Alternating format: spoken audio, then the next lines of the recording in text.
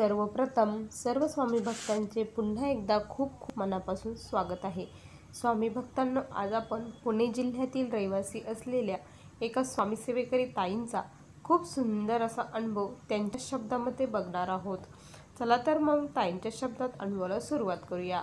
तत्पूर्वी तुम्ही जर आपल्या या चॅनलवरती नवीन असाल तर सबस्क्राईब करायला विसरू नका, कारण असेच रोज स्वामींचे नवीन नवीन अनुभव या चॅनलवरती येत असतात।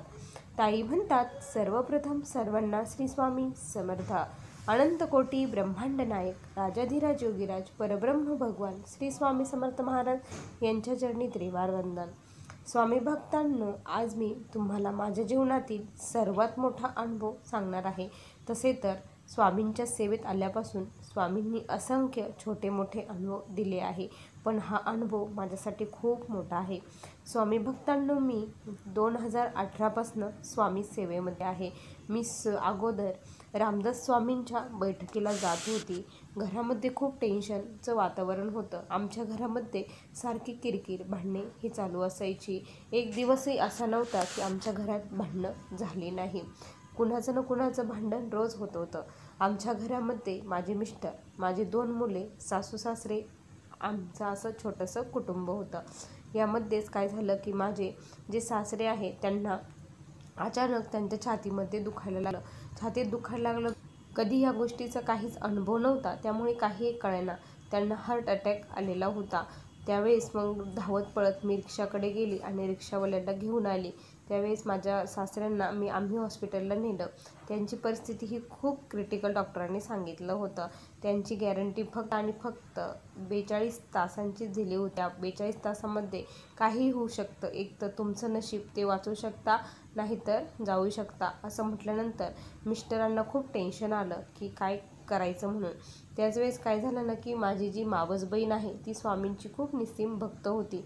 तिला जेव्हा कळालं की असं घडलं आहे, त्यावेळेस तिने आम्हाला कॉल केला आणि सांगितलं की अहो, तुम्ही स्वामींची सेवा करा, त्यांचं तारक मंत्राचं तीर्थ तेही नाही जमलं तुम्हाला तर स्वामींचं नामस्मरण करा आणि एका ग्लासमध्ये पाणी घ्या, स्वामींचं नामस्मरण करा आणि ते तीर्थ त्यांना पिण्यासाठी द्या, त्यांना खूप बरं वाटेल। आणि त्यांच्या नाडीवर झालं तर महामृत्युंजय मंत्राचा जप करा, असं त्यांनी सांगितलं। आणि तसंच मग माझे मिस्टरांनी केलं, कारण आमचे जे काही सर्व होतं ते माझे सासरेच होते। माझ्या सासऱ्यांचा स्वभाव हा इतका छान होता ना की त्यांच्याच पुण्याईनं आमचं घर हे चाललेलं होतं। त्यामुळे खरंच खूप दयाळू, आम्हाला ते मुलीप्रमाणेच बाळगत होते। त्यामुळे मलाही खूप टेन्शन आलं होतं की काय होईल। त्यासाठी मग मीही स्वामींची सेवा म्हणजे नामस्मरण करू लागले आणि स्वामींना म्हटलं की स्वामी, त्यांना या परिस्थितीतून बाहेर काढा। जर तुम्ही आमचं हे आज ऐकलं तर आम्ही तुमची घरामध्ये अधिष्ठान करून सेवा करू म्हटलं, असं म्हटलं। आणि काय आश्चर्य, माझ्या सासऱ्यांना बरं वाटलं। डॉक्टरही म्हटले की म्हणजे या पेशंटची गॅरंटी नव्हती, आम्ही सांगू शकत नव्हतं, पण देवाच्या कृपेने तुमचं पेशंट वाचलं आहे, असं म्हटले। सासरे घरी आले, सर्व व्यवस्थित झालं। आता महाराजांना दिलेला शब्द जो होता तो पाळायचा होता। मग मी काय केलं की मिस्टरांना सांगितलं की मला स्वामींची सेवा करायची आहे, तर फोटो वगैरे घेऊन या। तर मिस्टरांनी गुरुवारीच स्वामींचा फोटो वगैरे आणला, पण आता नेमकी सेवा काय करायची हा खूप मोठा प्रश्न होता। मग मी त्या ताईंना पुन्हा फोन केला की ताई, मला काही माहीत नाही, मी पूर्ण नवीन आहे, तर कसं करू? तर त्या म्हटल्या, अगं काहीच नाही, फक्त तू श्रद्धा भावाने आणि मनापासून स्वामींची भक्ती कर, सेवा कर। तू सारखं नामस्मरण जरी केलं ना तरी तुझे प्रश्न सुटतील, असं त्या मला म्हटल्या। तर मग मी म्हटलं ठीक आहे। असंच करता करता खूप दिवस झाले आणि मी मोबाईलवरतीही स्वामींचे मग व्हिडिओ आपोआप माझ्यासमोर येऊ लागले। माझ्या मनात जर कुठला प्रश्न आला ना, त्याचं उत्तर मला कुठल्या ना कुठल्या रूपामध्ये स्वामी देऊ लागले। त्यामुळे माझा आणखी स्वामींवरती विश्वास हा वाढू लागला। आणि मग म्हटलं आता काय करावं, सेवा तर काहीतरी करायला पाहिजे। म्हणून असं एक दिवस सहज मोबाईल बघता बघता मला 11 गुरुवार व्रताचा व्हिडिओ माझ्यासमोर आला। त्यानंतर मग पूजाताईंनी सांगितल्याप्रमाणे मी ते 11 गुरुवार व्रताला सुरुवात केली। खूप छान पहिला गुरुवार माझा झाला, खूप छान पूजा वाटली, इतकं प्रसन्न घरामध्ये वाटत होतं ना की छान। स्वामींना जे आवडतं ते बेसनाचे लाडू मी त्यांच्यासाठी त्या दिवशी बनवले होते। महाआरती केली, त्यानंतर स्वामीचरित्र वाचलं, 11 वेळेस तारक मंत्र म्हटली, 11 माळी जपही केला। सर्व सेवा व्यवस्थित झाल्या, खूप छान वाटत होतं। पण जे व्हायला पाहिजे नव्हतं ते त्याच दिवशी झालं. संध्याकाळी आमच्या घरामध्ये खूप कडाक्याचे भांडण झाले. स्वामींना म्हटलं, स्वामी, जे थांबण्यासाठी मी हे करत आहे तेच माझ्यासमोर उभं राहिलं, हे का बरं असं होत आहे? मी खूप रडली त्या दिवशी स्वामींकडे, खूप म्हणजे खूप. माझ्या मनातील जे काही होतं ते सर्व स्वामींपुढे बोलली. आता स्वामी भक्तांना मी कुणाकडेच काही बोलत नाही. जे काही मला बोलायचं ना ते मी स्वामींकडेच बोलत असते. त्यानंतर असंच आठवडा गेला. सर्वजण घरातली एकमेकाशी बोलत नव्हते, सर्व चुपचाप होते, कारण खूप भांडण आमचे झालेले होते. मग परत दुसरा गुरुवार उगवला. दुसऱ्या गुरुवारी मी पुन्हा सकाळी लवकर उठून पूजा वगैरे मांडली आणि माझी सेवा सुरू केली. त्याच वेळेस काय झालं ना की म्हणजे जेव्हा मी स्वामीचरित्र वाचत होती त्यावेळेस जवळपास 7 ते 8 अध्याय झाले असेल. 9व्या अध्यायालाच काय झालं की अचानक काहीतरी धपकन पडल्याचा आवाज आला. काय पडलं? खूप मोठा आरडाओरडा झाला आणि म्हणून मला तिथून उठावंच लागलं की नेमकी काय झालं. आणि बघितलं तर माझ्या पायाखालची जमीन सरकली, कारण माझा जो मुलगा होता तो खाली पडला होता. त्याच्या पाया निसटला आणि वरून गॅलरीमधून तो खाली पडला. हे बघितल्यानंतर दुसऱ्या मजल्यावरती आमचं घर होतं आणि तिथून मुलगा खाली पडला. आता काय करायचं, खूप टेन्शन आलं होतं. मी तर काय करावं, माझं पूर्ण गर्भगाळ झाला की आता काय होतं की काय नाही. धावत पळत गेलो, मुलाला उचललं, त्यानंतर लगेच त्याला हॉस्पिटलला घेऊन गेलं. स्वामीचरित्र तसंच ठेवलं.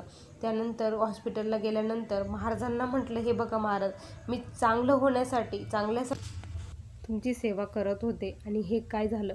आज मला तुम्ही काहीही सांगू नका, तुमचं अस्तित्व दाखवा आणि मी जर खरंच तुमची मनापासून एकदा जरी नाव घेतलं असेल ना तर तुम्ही माझ्या बाळाला काही होऊ देऊ नका. त्याचे सर्व रिपोर्ट हे नॉर्मल येऊ द्या. त्याच्या डोक्यात खूप रक्तस्राव झालेला होता, हातही त्याचा हे झाला होता, फ्रॅक्चर झाला होता. त्यानंतर मग आम्ही हॉस्पिटलला गेलो. तिथे डॉक्टरांनी बघितलं. डॉक्टर म्हटले, रक्तस्राव खूप झालेला आहे, आपल्याला सिटी स्कॅन वगैरे करून बघावे लागेल. एखाद्या वेळेस बाळ कोमातही जाऊ शकतं, कारण माझे मुलगा डोळा वगैरे काहीही उघडत नव्हतं. खूप घाबरली होती मी, इतकी रडत होती ना की बस मला काय करावं तेच सुचत नव्हतं. मोठमोठ्याने स्वामींचा मी धावा करत होते. मी कुठल्या अवस्थेत आहे हे मलाही कळत नव्हतं. त्याच वेळेस काय झालं ना की मग हॉस्पिटल डॉक्टरांनी सिटी स्कॅन वगैरे माझा मुलगा शुद्धीवर आला. शुद्धीवर आल्यानंतर सिटी स्कॅनचे रिपोर्ट जे येणार होते, मी स्वामींकडे सारखा धावा करत होती की स्वामी नॉर्मल येऊ द्या, नॉर्मल येऊ द्या, एवढंच म्हणत होती. आता जे होऊ नये ते झालं म्हटलं, पण आता पुढचं सर्व काही तुम्ही बघून घ्या. त्यानंतर रिपोर्ट जे आले ते पूर्णपणे नॉर्मल आले. मुलगा व्यवस्थित आला. डॉक्टर म्हटले हे शक्यच नाही म्हणे, एवढ्या वरून मुलगा पडला, एवढा रक्तस्राव झाला, त्यानं सुद्धा त्या मुलाला काही झालं नाही. खरंच तुमच्यावरती देवाची कृपा आहे असं डॉक्टर बोलले. त्यावेळेस मी म्हटलं, ही कृपा फक्त माझ्या स्वामींची आहे. मिस्टरांना म्हटलं, बघा स्वामींनी किती मोठ्या संकटातून आपल्याला वाचवलं. त्यानंतर आम्ही घरी आलो. आल्यानंतर मुलाची खूप काळजी वगैरे घेतली. मी राहिलेलं जे माझं रात्री जवळपास 11 वाजले होते, 11 वाजता राहिलेलं माझं ते स्वामीचरित्र पुढची सेवा मी केली आणि स्वामींकडे बघून इतके रडू येत होतं मला, इतके रडू येत होतं. स्वामी, किती मोठ्या संकटातून आज तुम्ही वाचवलं, माझ्या मुलाला वाचवलं, म्हणजे तुम्ही मला वाचवलं. म्हटलं खरंच तुमची लीला ही आगाध आहे. पण असं का बरं घडलं? मी सेवा करायला लागले, गुरुवार करायला लागले, तेव्हापासून संकट कमी होण्याऐवजी वाढत का आहे, असा खूप मोठा प्रश्न माझ्यापुढे उभा राहिला होता. याचे उत्तर मला कुठे भेटेल हे मला काही कळायला मार्ग नव्हता. त्याच वेळेस जे मठ आहे ना त्या मठामध्ये मी जात असायची आणि त्या दिवशी मी मठात गेले आणि तिथे जे म्हणजे असे बसलेली होती त्या मावशी होत्या. आमच्या अशाच गप्पा चालू होत्या. गप्पा करता करता मग मी त्यांना माझ्यासोबत घडलेलं सर्व काही सांगू लागली.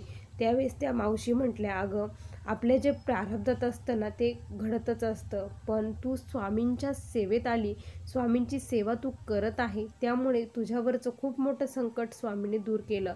एखाद्या वेळेस तुझ्या बाळाचं काळ वेळ दोन्हीही सोबत आलेली होती. तुझं बाळ त्याच दिवशी जाणार होतं, पण स्वामींनी त्याला जीवदान दिलं आहे, हे कधीही विसरू नको. असं जेव्हा त्या म्हटल्या ना त्यावेळेस मी म्हटलं, हो मावशी, मला माहीत आहे हे असंच घडलेलं आहे. त्यामुळे आणि मग मी तेव्हापासून स्वामींची खूप मनापासून सेवा करू लागले आणि माझे मिस्टरांनाही सांगते की सेवा करा, पण ते अजून सेवेमध्ये आले नाही.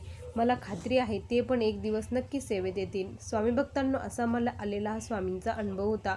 श्री स्वामी समर्थ. बघा स्वामी भक्तांनो, किती सुंदर अनुभव होता. तुम्हाला ताईंचा अनुभव कसा वाटला नक्की कमेंटमध्ये कळवा. पुन्हा भेटूया अशा सुंदर अनुभवासोबत. तोपर्यंत सर्वांना श्री स्वामी समर्थ. जय जय स्वामी समर्थ. श्री गुरुदेव दत्त.